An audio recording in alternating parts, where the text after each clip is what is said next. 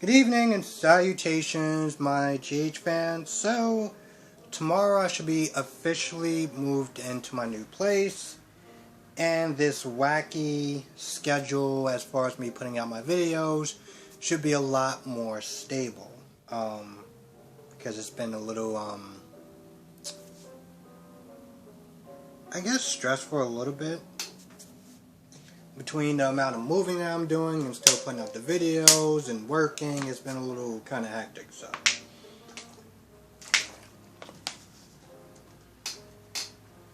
Also, I'm feeling a lot better than yesterday.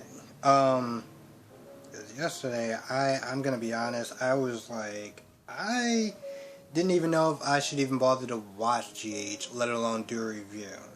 But I was like, you know what, I really want to know what's going on, so I'm going to watch it.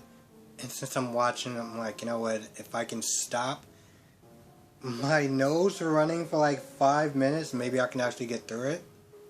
And, yeah, same thing with days. For if anyone who's actually watches my Y&R and B&B reviews, I'm still going to be doing those. I may actually have to adjust it a little bit.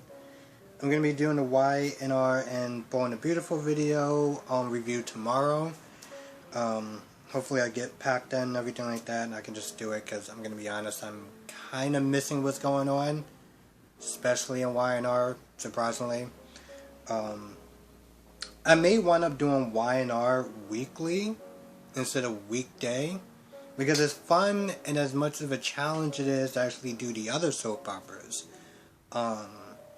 The videos come out really late, especially since I've been working at my job a little bit more. It's like trying to do YouTube full time while trying to do a damn near full time job. It's just been a little kind of a lot. So I'm thinking about switching it up a little bit, maybe doing the other two weekly, once a week. Still going through the schedule, so we'll see. So, oh Nina,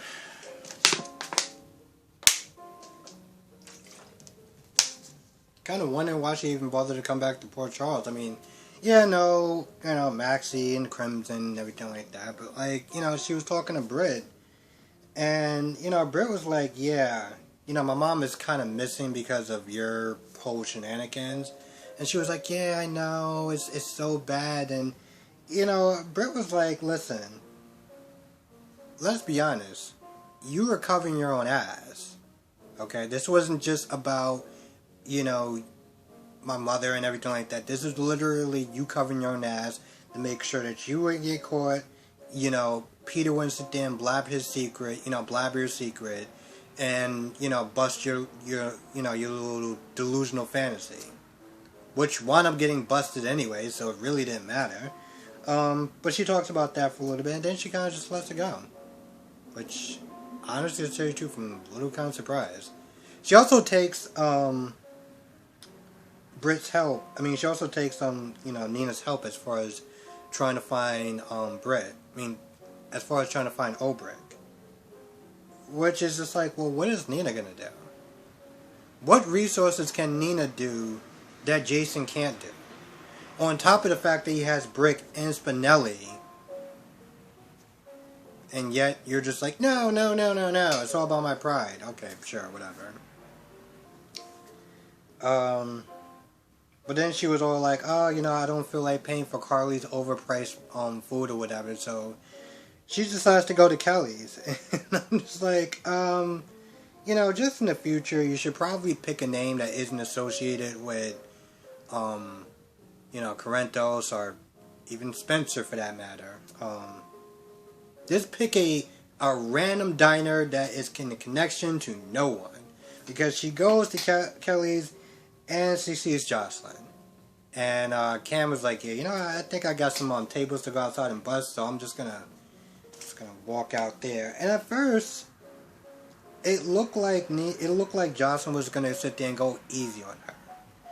And I wouldn't have been surprised, because I felt like a lot of people were giving her more or less kind of a free pass. Like, they weren't going as hard on her as they should have. Well, except for Carly. So she starts off by saying, hey, listen, maybe we should sit there and just do like an app or whatever, like a food app, because clearly it doesn't matter where you go, you're not wanted. And then she brings up the journal. And, she tells a story about how she put all her feelings, the good days, the bad days, the sad days, everything. And what I loved about the way that Jocelyn did it was that she didn't come at her yelling and screaming. Okay? She didn't come at her ready to fight her or anything like that. No, no, no, no, no. Jocelyn came in there and really hurt her on an emotional level. Described how she was feeling, how sad she felt, how sad and hurt she felt for her mother, And I'm going to be honest, I know I'm going to sound like a dick, but, when Nina was sitting there crying, I was like, you deserve all this. I don't feel sorry for you at all. This is all those tears that are coming down your face, you deserve all of it. And I am so happy that despite me moving, despite, how sick I was yesterday, I was so glad to sit there and just take an hour to watch that. Because that was great. That was a great scene.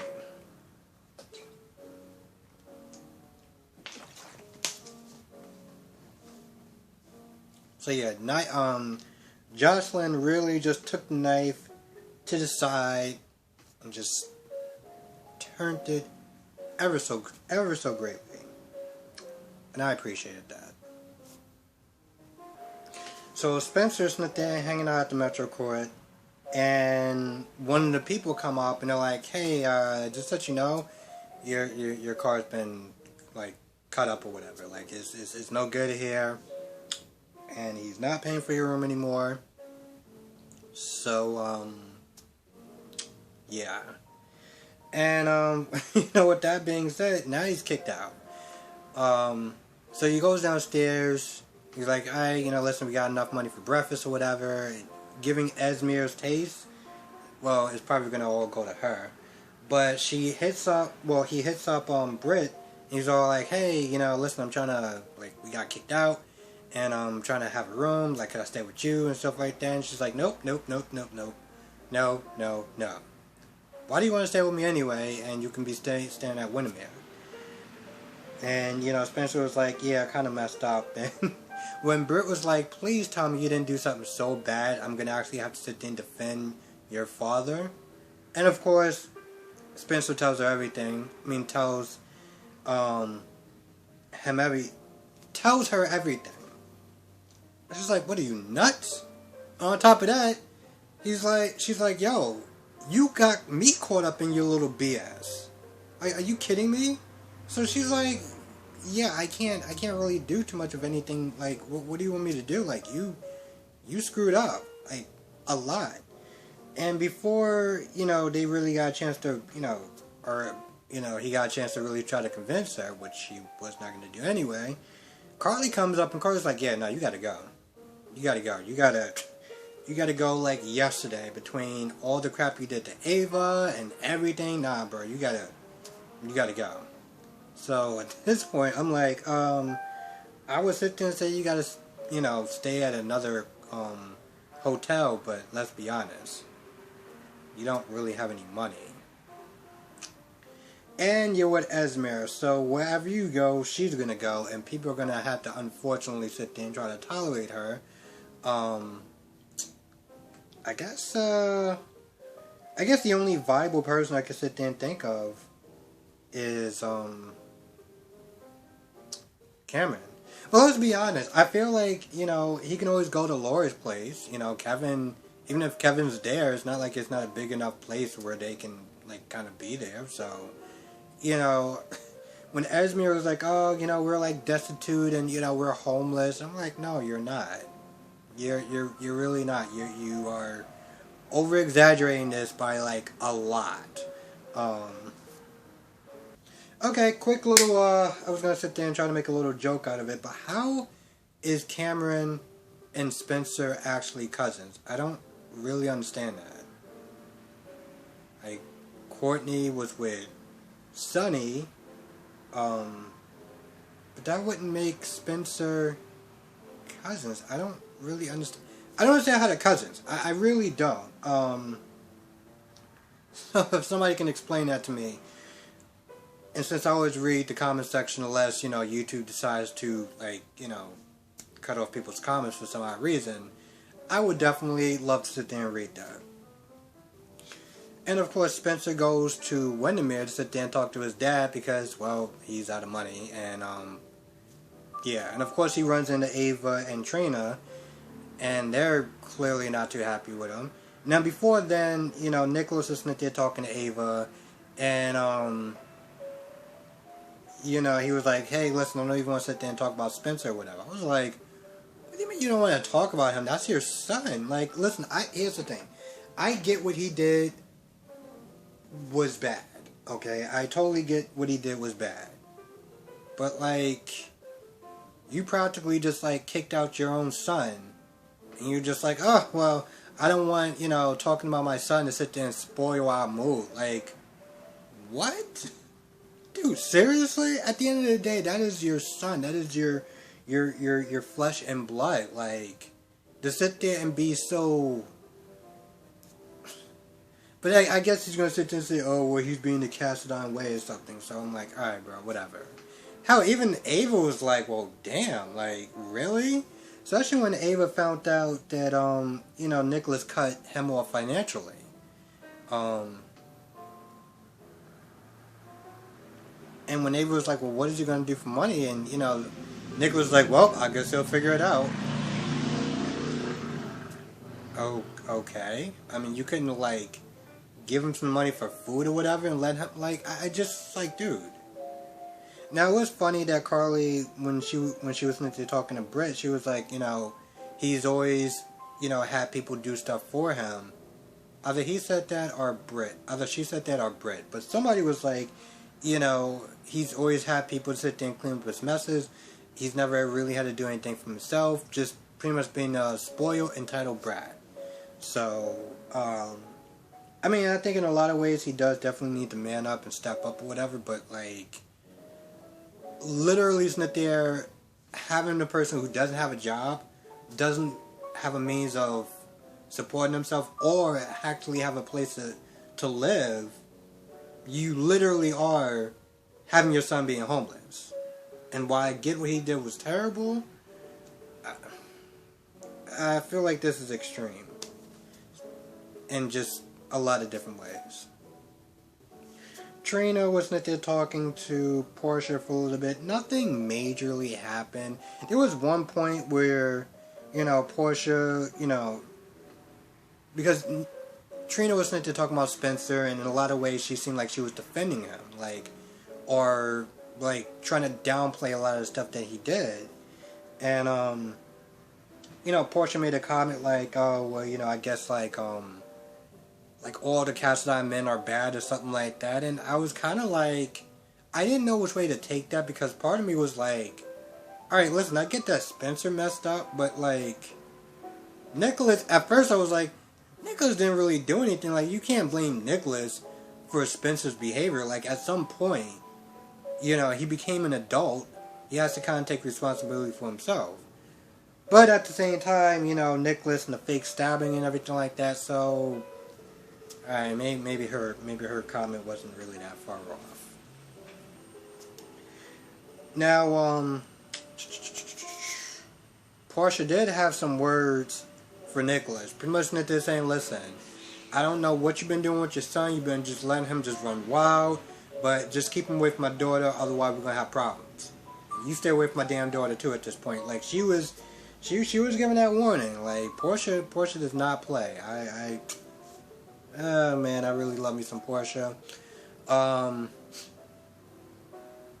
Yeah, I think at this point everyone knows how I feel about Porsha, so I didn't really understand what Esmere was asking from Cam. I mean, in the beginning when Esmere was there talking to Spencer, Esme, it seemed like she was trying to turn Spencer against Jocelyn, Trina, and Cam. They're saying they're bad friends. They outed you. You're in this position because of them. And I think at one point, Spencer was like, "No, we're in this position because of us." Like, no, we can't sit, like, they're actually true friends. Like, we can't, like, put that on them. But then she walks up to Spencer and she's all like, "Oh, I need your help. Spencer's all alone. You can't turn your back on him. Yada yada yada." And hell, at one point, Cam was like, "I don't understand what you want me to do. Like, listen, I mean, I don't like what he did, but I'm not gonna, like, kick him to the curb or whatever."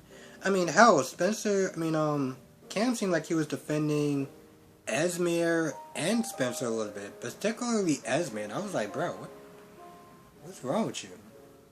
You can't sit there and tell just by the way she's talking and everything like that, and being very, I don't know, acting very strange to Jocelyn and everything like that, and you're just kind of sitting up there defending her, like, bro, are you serious? But, as Miss Smith did talking to, Cam, Jocelyn walks out, and now Jocelyn's already was in an emotional state dealing with Nina. She walks out and see that scene, she's like, well, what's going on? Why are you talking to him for? What business you got with him? So Phyllis comes to Port Charles to see Sonny, get acquainted with Carly. They talk about Lenny for a little bit. And then Phyllis brings up Nina. She brings up Nina, and there's one point where Phyllis is like, as far as like writing her off or whatever, like, I haven't completely wrote her off, and I understand her heart and all the good that she did for you, this, that, and the third. And Sonny was like, you don't have a bar because of her. Like, you and Lenny's whole life worth, like, that bar that you built was gone. And Nina was responsible. I mean, granted, she played a role in it. I mean, let's be honest. Peter did actually burn down that place. I can't sit there and totally blame Nina for that one. But, like, her actions kind of burned down, like, her bar. And she's all like, oh, well, she had to get hard, and this, that, and the third, and she never did out of malice, and blah, blah, blah, blah. And then she sits there and says, well, I can't sit there and turn my back on her, can you? And I'm like, yes! What the hell kind of question is that? I mean, I'm trying to understand how she actually said that. After lying to this man for months, keeping this man away from his wife that you just met and his family, and you're just like, oh, well, you can't sit there and turn your back on Nina now, can you? Okay. Alright.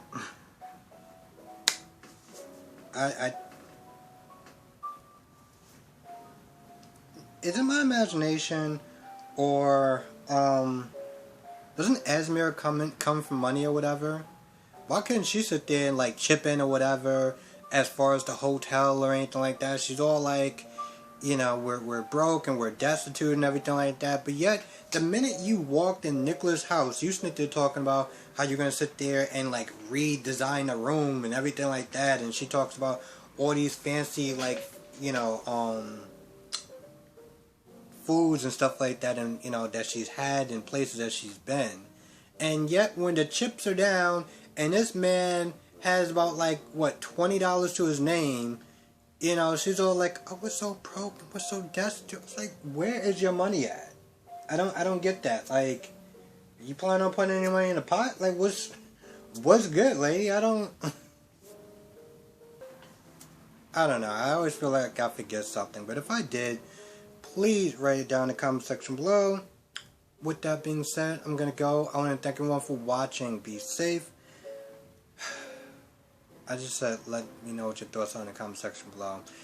If I didn't, then I'm just gonna say it twice. Peace everyone, have a great weekend, and I will see you in the next video.